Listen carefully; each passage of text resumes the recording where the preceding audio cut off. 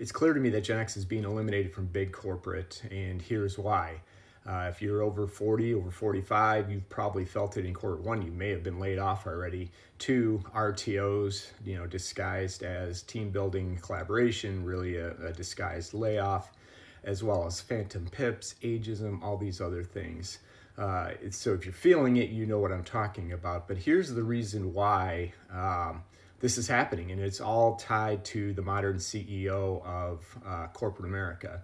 And I know the apologists out there will tell me that this has been going on forever, which in some degree it has, but just not to this level. And I just want to read you a few things, and then you can tell me if you disagree or agree based on what I'm about to tell you. The first thing is, short-term tenure. The average CEO lasts less than 7 years. What is their incentive to build a long-lasting, healthy company? It's not.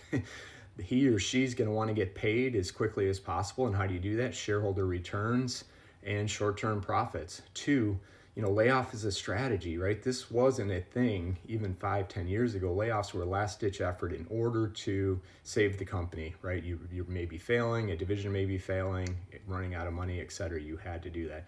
Now it's a business strategy. Hey, great profits, could be a little better. Let's take a few people out.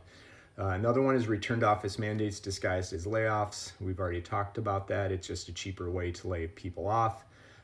Next one, basic tied to CEO. So CEO pay is skyrocketing while worker wages stall. And two stats here to think about. First one is CEO to worker pay ratio. In 1965, it was 21-1. So the CEO's salary is 21 times greater than the average worker.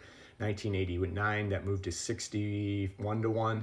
And then 2022, it was 344-1. So tell me they're not incentive to maximize those short-term profits based on that. And then you look at the average compensation, is up 1,400%, almost 1,500% over the 40 years. And you know what the worker pay has increased? 18%. So unless you're in that C-suite, you're not getting any of that pie. A couple of other things. Ageism is absolutely real. If you're over 45, you know how hard it is to get an interview, let alone a job offer.